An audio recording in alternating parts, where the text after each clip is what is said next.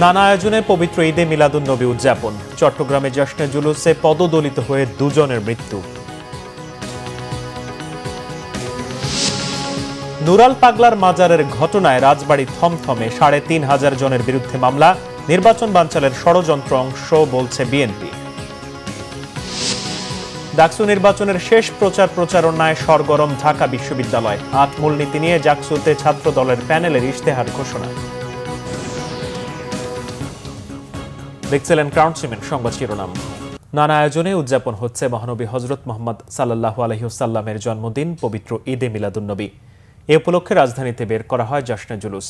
রাসূলের আদর্শ অনুসরণ করে শান্তিপূর্ণ, ন্যায়ভিত্তিক ও কল্যাণকর সমাজ গড়ে তোলার আহ্বান জানান ধর্মীয় নেতারা। আহমেদ সরওয়ারের রিপোর্ট। 12 রবিউল আউয়াল পবিত্র ঈদে মিলাদুন্নবী সাল্লাল্লাহু আলাইহি ওয়াসাল্লাম উপলক্ষে ইঞ্জিনিয়ার্স ইনস্টিটিউশনে সেমিনার ও আলোচনা সভার আয়োজন করে আশেকানে গাউসিয়া রহমানিয়া, মইনিয়া, সাইদিয়া, মাইজ ভান্ডারিয়া। এতে সৈয়দ শহীদুদ্দিন আহমদ মাইজ ভান্ডারি সবাইকে ফরজের পাশাপাশি রাসূলের সুন্নতের উপর বেশি বেশি আমল করার আহ্বান জানান। এত দয়ালু করে আল্লাহ উনাকে পাঠিয়েছে, শুধু তাই নয়, দয়ালু করে আল্লাহ পাঠিয়ে ক্ষান্ত করেন। আজিজুন আলাইহি মা আনিতুম হারিসুন আলাইকুম বিল মুমিনিনা রাউফুর রহিম। শুধু দয়ালু করে পাঠাননি, আমাদের যাবতীয় পেরেশানি, মুশকিলাত, মুসিবত, দুঃখ দুর্দশা বিমোচনের জন্য এই রাসূলকে জিম্মাদারি দিয়ে পাঠিয়েছেন। পরে একটি শোভাযাত্রা ইঞ্জিনিয়ার্স ইনস্টিটিউশন থেকে বের হয়ে মৎস্য ভবন, হাইকোর্ট, প্রেস ক্লাব হয়ে বিভিন্ন সড়ক প্রদক্ষিণ করে।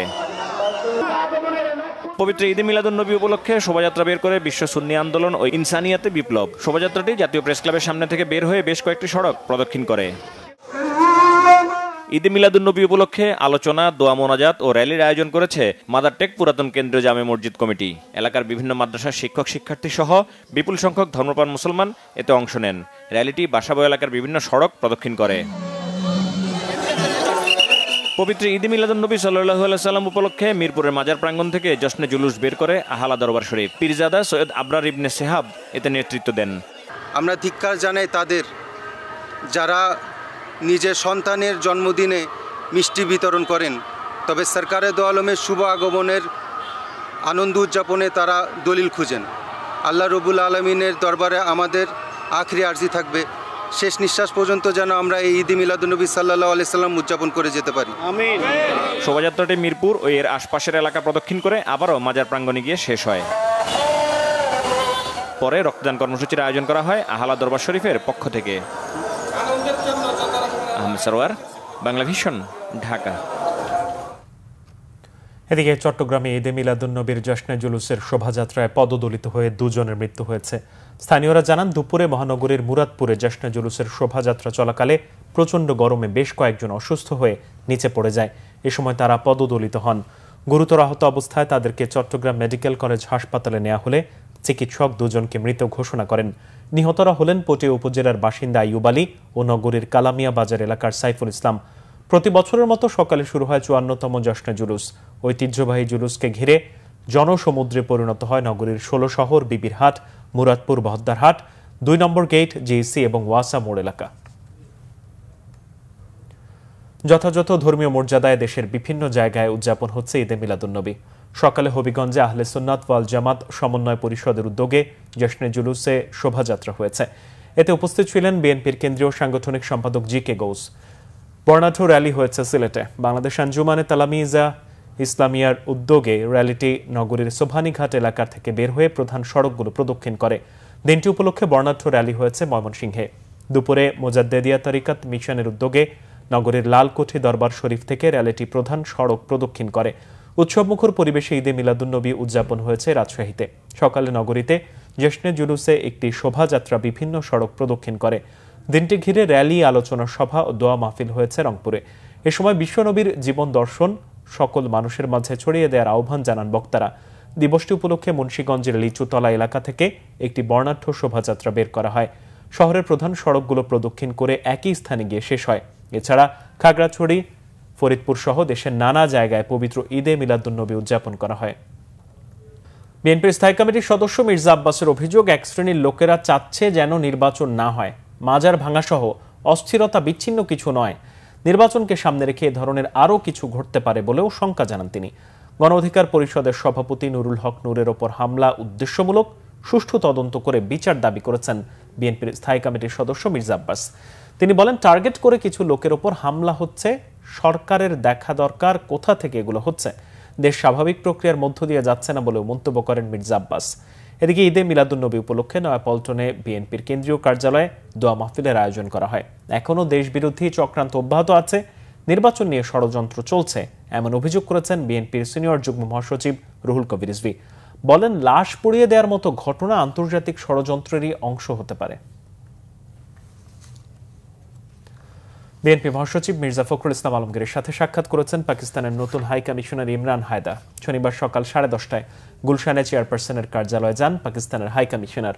সাক্ষাতের সময় বিএনপির স্থায়ী কমিটির সদস্য আব্দুল মঈন খান, আমির খসরু মাহমুদ চৌধুরী, সাংগঠনিক সম্পাদক শামা ওবায়েদ উপস্থিত ছিলেন। তারা জানান, দুই দেশের স্বার্থ সংশ্লিষ্ট বিষয়াদি নিয়ে মতবিনিময় হয়েছে।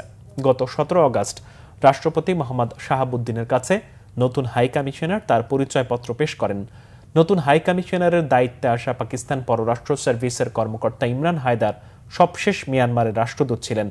এর আগে তাজিকিস্তানের রাষ্ট্রদূতের দায়িত্ব পালন করেন তিনি। প্রধান বিচারপতিও আদালত অবমাননার ঊর্ধ্বে নন, মন্তব্য করেছেন অ্যাটর্নি জেনারেল মোহাম্মদ আসাদুজ্জামান। নোয়াখালী জেলা আইনজীবী সমিতির উদ্যোগে এক মতবিনিময় সভায় প্রধান অতিথির বক্তব্যে তিনি এ মন্তব্য করেন। প্রধান বিচারপতি মনে রাখবেন, আপনিও কিন্তু কন্টেম্পট অফ কোর্টে ঊর্ধ্বে নন। আপনার বিচার প্রক্রিয়ায়, আপনাদের বিচার প্রক্রিয়ায় বা কোনো জজের বিচার প্রক্রিয়ায় যদি এমন কোনো ধারণা তৈরি হয় মানুষের মাঝে যে আদালতে গেলে ন্যায় বিচার পাওয়া যাবে না, আদালত মানুষের নির্যাতনকে প্রশ্রয় দেয়, কোন বিচারকের ধরনের আচরণের কারণে যদি বিচার বিভাগের প্রতি মানুষের অনাস্থা তৈরি হয়, তাহলে ওই বিচারকও কিন্তু আদালত অবমাননায় দোষী সাব্যস্ত হবে। শেষ সময়ের প্রচারে ভোটারদের কাছে টানতে আবাসিক হলে হলে গিয়ে প্রচার প্রচারণায় ব্যস্ত ঢাকা বিশ্ববিদ্যালয় কেন্দ্রীয় ছাত্র সংসদ ডাকসু নির্বাচনের প্রার্থীরা। সৌহার্দ্যপূর্ণ পরিবেশে নির্বাচনের প্রত্যাশা ছাত্রদল সমর্থিত ভিপি প্রার্থীর। শিবিরের অভিযোগ, বহিরাগতরা আসছে প্রচারণায়, আর নারী ভোটারের উপস্থিতি কমতে পারে বলে শঙ্কা স্বতন্ত্র প্রার্থী উমামা ফাতেমার। নাবিল জাহাঙ্গীরের রিপোর্ট। একদিন পরেই শেষ হচ্ছে ডাকসু নির্বাচনী প্রচার। শেষ সময়ের নানা কৌশলে ভোটারদের মন জয়ের চেষ্টা প্রার্থীদের। শনিবার ছুটির দিন হওয়ায় প্রচারের কেন্দ্রে ছিল আবাসিক হলগুলো। লিফলেট আর হ্যান্ডবিল নিয়ে শিক্ষার্থীদের শরণাপন্ন প্রার্থীরা। ডাকসু নির্বাচনের মধ্য দিয়ে গণতন্ত্রের উত্তরণের সূচনা ঘটবে বলে আশাবাদ ছাত্রদল সমর্থিত প্যানেলের ভিপি প্রার্থীর। আমরা প্রতিজ্ঞাবদ্ধ এই বিশ্ববিদ্যালয়ের ক্যাম্পাসকে একটি অন্তর্ভুক্তিমূলক, বৈষম্যহীন এবং সম্প্রীতিমূলক ক্যাম্পাসে আমরা রূপান্তরিত করতে চাই, যেখানে ধর্ম, বর্ণ, গোত্র নির্বিশেষে প্রত্যেকের অধিকারটা খুঁজে পাবে, প্রত্যেকের যে সমান অধিকার সেটা বুঝে নেবে। এদিকে কেউ কেউ ক্যাম্পাসে বহিরাগতদের নিয়ে এসেছেন বলে অভিযোগ করেছেন শিবির সমর্থিত ভিপি প্রার্থী সাদিক কায়েম। বিভিন্ন জায়গায় দেখতে পেয়েছি আমাদের বহিরাগত নিয়ে এসে বিশ্ববিদ্যালয়ে ক্যাম্পেইন করতে কিছু প্রার্থীদের। তো আমরা যে বলছি, আমাদের সবার ইস্তেহারে কিন্তু আছে আমাদের এই ক্যাম্পাসকে আমরা নিরাপদ করতে চাই। তো নিরাপদ ক্যাম্পাসে যদি আমরা বহিরাগত নিয়ে এসে প্রচারণা করি, তাহলে তো এটা একটা সাংঘর্ষিক অবস্থান। নারী ভোটারদের কেন্দ্রে নিয়ে আসা কঠিন হতে পারে বলে মনে করছেন স্বতন্ত্র শিক্ষার্থী ঐক্য প্যানেলের প্রার্থী উমামা ফাতেমা। ডাকসুকে একটা পলিটিক্যাল প্ল্যাটফর্ম হিসেবে চিন্তা করা হয়, তো তাই অনেক ফিমেল স্টুডেন্টদের ফ্যামিলি থেকে কল দিয়ে কিন্তু তাদেরকে বাসায় নিয়ে যাওয়া হয়েছে। তো সেই জায়গায় আমরা মনে করি যে ভোট কেন্দ্রে মেয়েদের অংশগ্রহণের ক্ষেত্রে এটা একটা বাধা হয়ে দাঁড়িয়েছে। পাশাপাশি ভোট কেন্দ্র যেগুলো আছে, আপনি শামসুন্নাহার হলের ভোট কেন্দ্র কিন্তু ইউনিভার্সিটি ল্যাবরেটরি স্কুলে দিয়েছে। আবার আমার পিছনে যে বঙ্গমাতা হল, কুয়েত মৈত্রী হল, তাদের ভোট কেন্দ্র এখানে সামনের সমাজ কল্যাণ ইনস্টিটিউটে না দিয়ে সেটা সেই দূরে ক্যাম্পাসের ভিতরে ঢাকা ইউনিভার্সিটি টিচার্স ক্লাবে দিয়েছে। ডাকসু নির্বাচন ঘিরে নানা আশঙ্কার পাশাপাশি কমিশনের বিরুদ্ধে পক্ষপাতের অভিযোগও ছিল কোনো প্রার্থীর। প্রকাশ্যেই এখানে উপঢৌকন দেওয়া হচ্ছে, বকশিশ দেওয়া হচ্ছে, খাবার খাওয়ানো হচ্ছে, যেগুলো একদমই নির্বাচনী আচরণবিধি লঙ্ঘন।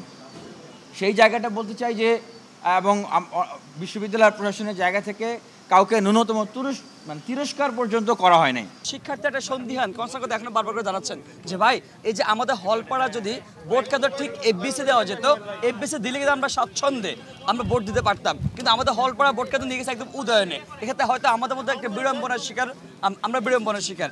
তবে ঢাকা বিশ্ববিদ্যালয় প্রশাসন বলছে সুষ্ঠু নির্বাচন আয়োজনের মাধ্যমে দৃষ্টান্ত স্থাপনের কাজ চলছে।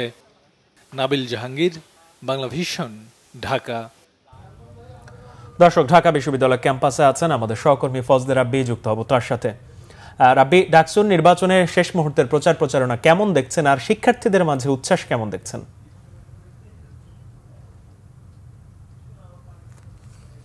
ধন্যবাদ। আপনি জানেন যে আর মাত্র দুদিন পর অর্থাৎ 48 ঘন্টা পরই কিন্তু আসলে ডাকসু নির্বাচন অনুষ্ঠিত হতে যাচ্ছে। এর ফলে কিন্তু আসলে শিক্ষার্থী এবং যে প্রার্থী যারা আছে তাদের মধ্যে এক ধরনের আমেজ এর মধ্যে চলে আসছে। আপনি জানেন সকাল থেকে কিন্তু আসলে লিফটের বিতরণ করছে প্রার্থীরা। এবার কিন্তু এই ডাকসু নির্বাচনে এখন পর্যন্ত কিন্তু 43 জন প্রার্থী লড়ছে। আমি যদি ঠিক দেখাই, ক্যাম্পাসে কিন্তু আসলে অন্যান্য দিনের মতো আজকেও কিন্তু আসলে আমেজ আছে এবং যে যারা প্রার্থী আছে তারা কিন্তু আসলে আসছে এবং শিক্ষার্থীদের কাছে বলছে যে দীর্ঘদিন ধরে যে আপনার শিক্ষা ব্যবস্থা সহ খাবারের যে সংকট তৈরি হয়ে আছে, এই সংকটগুলো কিন্তু তারা তাদের ইস্তাহারে বলছে এবং তারা নির্বাচিত হয়ে আসলে এই ধরনের যে সংকটগুলো আছে এই সংকট আর থাকবে না, এমনটা কিন্তু আসলে প্রার্থীরা বলছে। পাশাপাশি শিক্ষার্থীরাও কিন্তু অভিযোগ করছে যে অতীতেও কিন্তু আসলে এমন অনেক ধরনের প্রতিশ্রুতিমূলক কথাবার্তা আসলে প্রার্থীদের কাছ থেকে শুনেছে, কিন্তু সেগুলো আসলে কতটুকু বাস্তবায়ন হয়েছে সেই প্রশ্নের জায়গাটা কিন্তু আসলে রয়ে গেছে। যার ফলে শিক্ষার্থীরাও আসলে এমন প্রার্থীকে বেছে নিতে যাচ্ছে যারা তাদের এই ধরনের অর্থাৎ ক্যাম্পাসে যে ধরনের সুযোগ সুবিধা বিরাজমান রাখতে পারে এমন ধরনের প্রার্থীকেই কিন্তু তারা আসলে নির্বাচিত করতে চাচ্ছে। তো এই ছিল মোটামুটি আমার কাছে সর্বশেষ অবস্থা। হাসান। রাব্বি, আপনাকে ধন্যবাদ। এদিকে জাহাঙ্গীরনগর বিশ্ববিদ্যালয়ের 8টি মূলনীতি নিয়ে ডাকসু নির্বাচনের ইশতেহার ঘোষণা করেছে ছাত্রদল মনোনীত প্যানেল। দুপুরে অদম্য 24 স্মৃতিস্তম্ভের সামনে ইশতেহার ঘোষণা করেন বিশ্ববিদ্যালয়ের ছাত্রদল মনোনীত ভিভি প্রার্থী শেখ সাদি হাসান ও জিএস প্রার্থী তানজিলা হাসান বৈশাখী। ইশতেহারে আন্তর্জাতিক মানের শিক্ষা ও গবেষণা, পরিকল্পিত আবাসন ও খাবার ব্যবস্থা, শিক্ষার্থীদের স্বাস্থ্য, উন্নত চিকিৎসা ব্যবস্থা সহ নারীদের জন্য নিরাপদ পরিবেশ, ক্রীড়া চর্চার বিকাশ এবং পরিবেশ ও প্রতিবেশ সংরক্ষণ বিষয়গুলোকে গুরুত্ব দেওয়া হয়েছে। এদিকে ডাকসু নির্বাচনে 9ম দিনেও চলছে প্রার্থীদের প্রচারণা। অন্যান্য প্রসঙ্গ, লক্ষ্মীপুরে নিয়ন্ত্রণ হারিয়ে একটি বাস খালে ডুবে 5 জন মারা গেছে। সকাল 9টায় লক্ষ্মীপুরের চন্দ্রগঞ্জ কফিল উদ্দিন কলেজ গেটে এই দুর্ঘটনা হয়। পুলিশ জানায়, নোয়াখালী থেকে আনন্দ পরিবহনের একটি বাস লক্ষ্মীপুরের উদ্দেশ্যে রওনা হয়। পথে বাসটি চন্দ্রগঞ্জ কফিল উদ্দিন কলেজ গেটে পৌঁছালে নিয়ন্ত্রণ হারিয়ে পাশের খালে পড়ে যায়। এতে ঘটনাস্থলেই মারা যায় 5 জন। এই ঘটনায় আহত 2 জনকে হাসপাতালে ভর্তি করা হয়েছে। নারায়ণগঞ্জের ফতুল্লায় বিএনপির নির্বাহী কমিটির সদস্য মোহাম্মদ শাহ আলমের উদ্যোগে আফিয়া জালাল ফাউন্ডেশন ও জান্নাহ ফাউন্ডেশনের উদ্যোগে প্রায় 2000 অসহায় গরিবকে বিনামূল্যে চিকিৎসা ও ওষুধ বিতরণ করা হয়েছে। এতে 14 জন বিশেষজ্ঞ ডাক্তার চিকিৎসা দেন। শনিবার সকাল 10টা থেকে নারায়ণগঞ্জের ফতুল্লার পঞ্চবটি এলাকার ইউনাইটেড ক্লাবে এই ফ্রি মেডিকেল ক্যাম্প শুরু হয়। বিনামূল্যে চিকিৎসা ওষুধ পাওয়ায় এই উদ্যোগে সন্তুষ্ট রোগীরা। ফ্রি মেডিকেল টিমের চিফ কোঅর্ডিনেটর মোহাম্মদ আরাফাত উল্লাহ জিতু জানান, বিএনপির 47তম প্রতিষ্ঠাবার্ষিকী উপলক্ষে বিএনপির নির্বাহী কমিটির সদস্য মোহাম্মদ শাহ আলমের উদ্যোগে অসহায় গরিবদের বিনামূল্যে চিকিৎসা ও ওষুধ বিতরণ করা হয়েছে। বিএনপির ভারপ্রাপ্ত চেয়ারম্যান তারেক রহমানের নির্দেশনায় উদ্বুদ্ধ হয়ে অসহায় হতদরিদ্রদের সহায়তায় গত 5 অগাস্ট থেকে নারায়ণগঞ্জ 4 আসনের বিভিন্ন জায়গায় ফ্রি মেডিকেল ক্যাম্প করা হয়েছে। সেবা নিতে আসা রোগীরা জানান, এ ধরনের উদ্যোগ দরিদ্র ও নিম্নবিত্ত মানুষের জন্য খুব উপকারী। ব্রাহ্মণবাড়িয়া রেল স্টেশনে ঢাকা থেকে ছেড়ে যাওয়া চট্টগ্রামগামী কর্ণফুলী এক্সপ্রেস ট্রেনের একটি বগি লাইনচ্যুত হয়েছে। বিকাল 3টার দিকে এই ঘটনায় চট্টগ্রাম ও সিলেটের সাথে সাময়িকভাবে যোগাযোগ বন্ধ রয়েছে রেল যোগাযোগ। এতে চট্টগ্রাম ও সিলেটগামী যাত্রীরা পড়েন চরম ভোগান্তিতে। তবে বিকল্প লাইনে ট্রেন চলাচল স্বাভাবিক রয়েছে ঢাকার সাথে। ব্রাহ্মণবাড়িয়া রেলওয়ে স্টেশনের সহকারী মাস্টার সাকির জাহান জানান, ট্রেনটি নির্ধারিত সময়ে যাত্রা বিরতি শেষে ছেড়ে যাওয়ার সময় বিকট শব্দে লাইনচ্যুত হয়। দুর্ঘটনা কবলিত বগিটি উদ্ধারে আখাউড়া জাংশন স্টেশন থেকে একটি উদ্ধারকারী ট্রেন রওনা হয়েছে। উদ্ধার কাজ শেষ হলে আবারও স্বাভাবিক হবে ডাউন লাইনের ট্রেন চলাচল।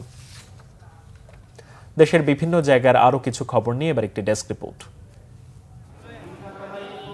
বিএনপি ক্ষমতায় গেলে ওলামা মাশায়েখদের বেতন বৃদ্ধি সহ সব ধরনের সুযোগ সুবিধা নিশ্চিত করা হবে বলে মন্তব্য করেছেন দলের কেন্দ্রীয় নির্বাহী কমিটির স্বেচ্ছাসেবক বিষয়ক সম্পাদক মীর শরফত আলী সপু। দুপুরে মুন্সিগঞ্জের শ্রীনগরের ছনবাড়িয়া স্ট্যান্ডে উপজেলা ওলামা দল আয়োজিত ওলামা মাশায়েখ সমাবেশে তিনি কথা বলেন। জাতীয় পার্টির কো চেয়ারম্যান ও রংপুর সিটির সাবেক মেয়র মোস্তাফিজুর রহমান মোস্তফা বলেছেন, আওয়ামী লীগের সমর্থক হলেও যারা ক্লিন ইমেজের এবং যাদের বিরুদ্ধে কোনো মামলা বা সহিংসতার অভিযোগ নেই তারা জাতীয় পার্টিতে যোগ দিলে দলীয় মনোনয়ন পাবেন।